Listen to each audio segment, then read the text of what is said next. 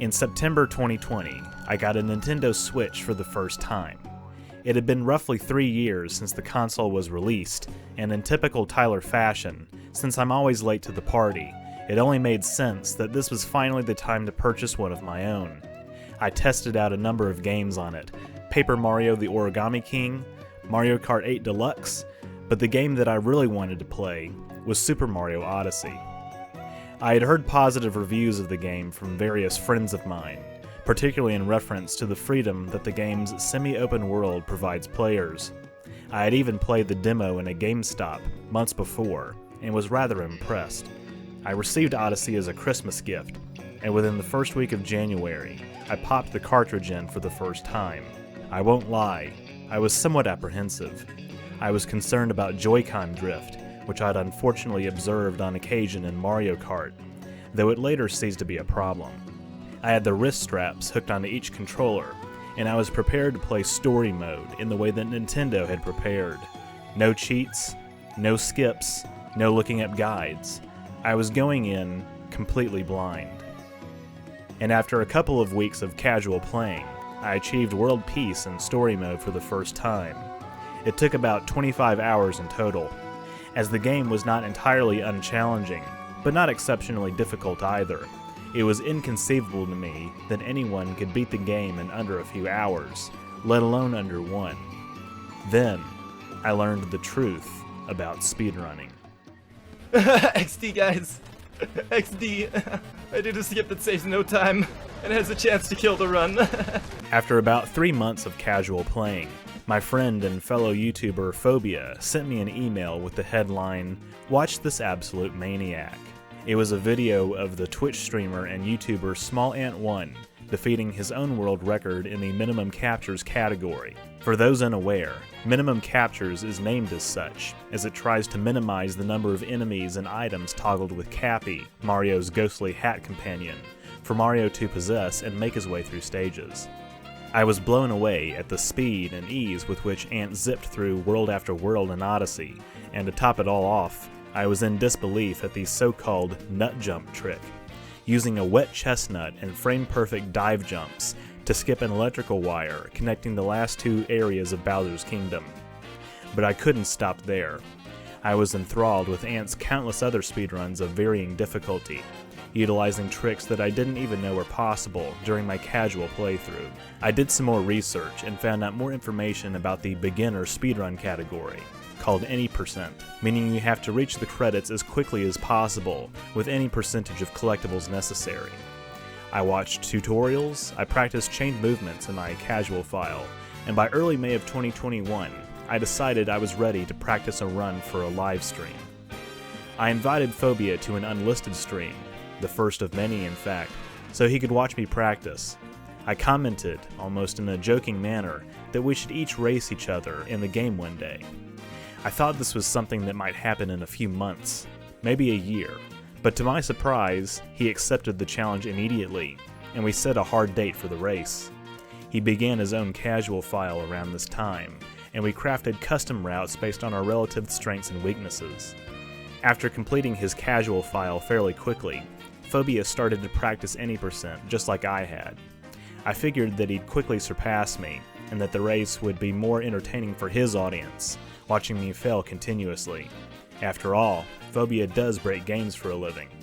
But interestingly enough, he struggled with some of the same things that I did, and I continued to struggle with other things that he'd mastered. I realized that over the next month, we'd both be catching up to each other in various aspects of the run. On May 3rd, I was ready to stream my first public run. In my last practice, I had taken 2 hours and 18 minutes to beat the game any % style. The world record is 57 minutes. I didn't get under 2 hours on my first public stream, but I did shave off 18 minutes in Moon Kingdom by successfully completing Moon Cave Skip, a trick that's definitely unintended by the developers, but also allows you to skip the gauntlet all the way to the final boss battle. After I completed this 2-hour run, Phobia continued to keep me up to date with his progress. In a short period of time, he had achieved a personal best of less than 1 hour and 45 minutes, largely because he had mastered numerous skips that I was still too inexperienced and afraid to try. I was now in the mode of trying to master tricks that require very precise timing to complete. On May 12th, Phobia and I did a mock race together on another unlisted stream, and naturally, I finished around 10 to 15 minutes later than he did. Okay, well that was kind of disappointing. Because of an unnecessary death in a boss battle early in the race, I was behind for the whole rest of the time. But I didn't let that discourage me. A few days later, on the 16th, I got a personal best on another public live stream, shaving off 11 minutes and getting very close to Phobia's PB. So what you're saying is the race might actually be a race? This time, it was he who was starting to feel more of the pressure. Our agreed-to date on the real race was 13 days away. He started to work on strategies, that I was still a ways away from mastering myself, such as fast strats for Rango, the brutal boss in Lake Kingdom, to whom I died in the simulated race. These fast strats involved clipping through his hat with incredibly precise timing. At this point, there were mere minutes of difference between our PBs. The race would be close. As the date grew closer and closer, there were fewer tricks that I was able to master to improve my time significantly. In the time since my first public run, I'd mastered the jump to the bridge before the boss battle in Lake, awning skip in Metro Kingdom, bridge skip in Snow Kingdom, the first moons in Seaside and Luncheon Kingdom, managing not to die in Lost Kingdom, and more. I'd come a long way, but I was starting to have trouble beating my own records. In off-stream practice runs, I'd still have random deaths or waste time struggling on a moon that I'd had no trouble with before. The day before the race, I was nervous as hell. Phobia had not been practicing for a week, but I was doing runs every 2 or 3 days in the week leading up to it. I kept making mistakes. My Joy-Cons would be drenched in sweat from my trembling fingers, and I just knew I'd embarrass myself. I wanted to do everything perfectly. I had to beat Phobia. On May 28th, I did a members-only live stream where I practiced one last time. I had to restart the race twice, something that I hadn't had to do before and couldn't do the day of. This was getting serious. I kept struggling on simple moons. I died too often, and I ultimately didn't even beat my PB. I'll try and do better tomorrow. I couldn't sleep. I got about 6 hours, just enough to give me the mental energy to race Phobia on the 29th. In my mind, I had already conceded the race. I resigned myself to the likelihood that my original scenario would play out, that Phobia and his audience would watch me finish nearly an entire kingdom behind. I couldn't comprehend how it could possibly be close anymore, that it might come down to seconds. But on one last troubleshooting stream with Phobia before we went public, he confessed that he was rusty. He was having to play catch-up again, failing on various moons and movements that I had at least gotten the hang of the night before. Furthermore, I realized that I had already beaten his PB by over a minute. This restored my confidence. At 4 p.m. Central Time, Phobia and I started our respective streams, followed by a half hour of music while people gathered. At 4:30, we each came on camera and got in some last-minute practice and demonstrated different tricks to our respective audiences. Despite my lack of confidence the night before, I was never more ready for anything in my life.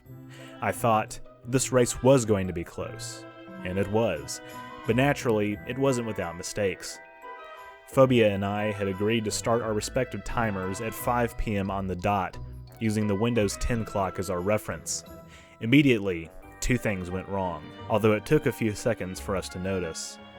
Phobia's switch had dropped his input to start the run concurrent with the timer, and after pressing B, he accidentally started the game in assist mode.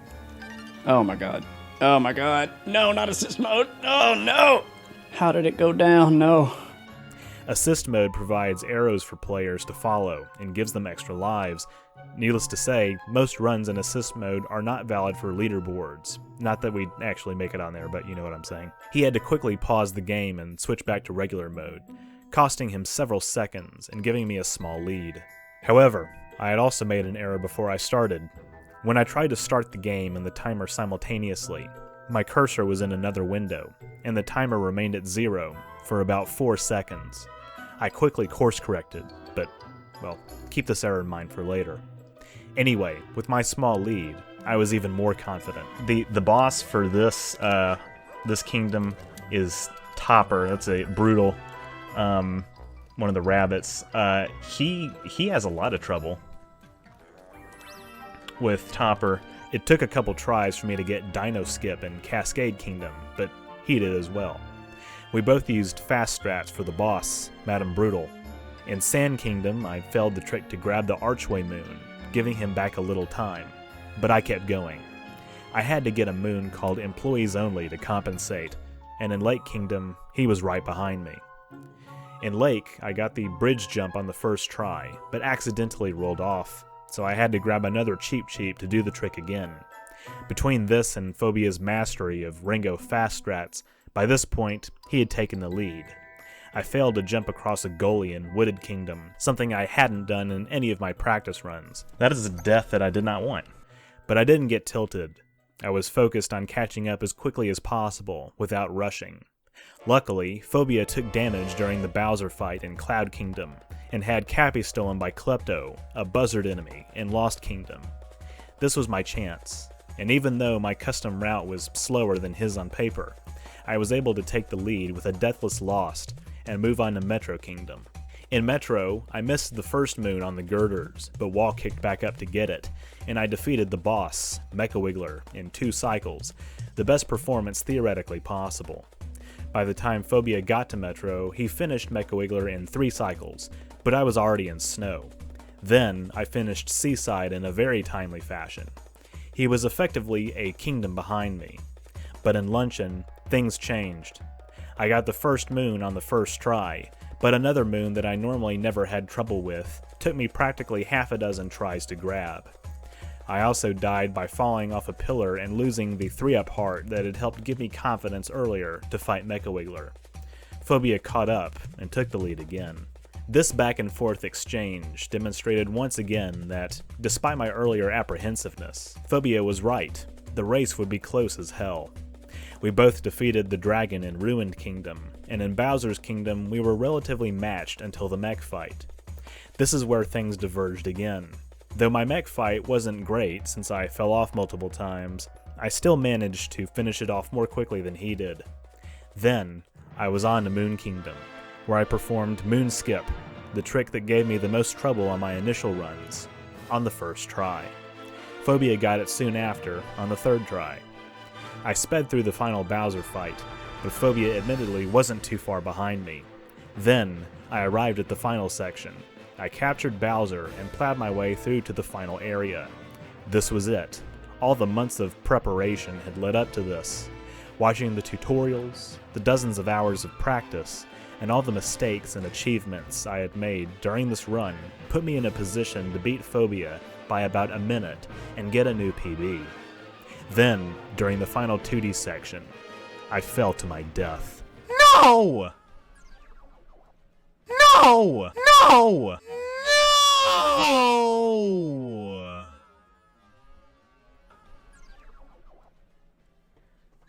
You gotta be kidding me. I was warped back to the start of the final section and had to do it again, losing 45 seconds. I thought it was over, but as Phobia commented to his audience, my time loss still was not enough to erase my lead over him. Ultimately, I beat Phobia by 8 seconds. 8 seconds. If he hadn't accidentally started in assist mode, or gotten his cap stolen and lost, if I'd failed any of the tricks I performed, or spent longer trying to unsuccessfully keep my lead from disappearing in Luncheon, he would have won. We congratulated each other, and I had earned bragging rights. Then, upon reviewing the playback, I realized something. Those 4 seconds I had hesitated to start the timer at the beginning meant that my margin of victory was 4 seconds, not 8. But of course, it still wasn't enough to change the outcome. So, Phobia, you can have those seconds back. All in all, I'd say that this was an incredibly fun activity. Phobia described this collaboration as one of the most entertaining and professional things we'd done on our channels, and I concur. While this run was far from perfect, and I didn't actually get a PB, I still took it as a sign that I ought to take a break from Odyssey for a while. I don't think I'll ever beat the world record, nor do I even really care to try. Surely, though, both of us can get under an hour and 30 minutes, then maybe one day an hour 20, but beyond that is stretching it. Plus, he and I may do other runs besides any percent, but for the time being, at least I can proudly point to my record and say that I achieved it in less than 2 months.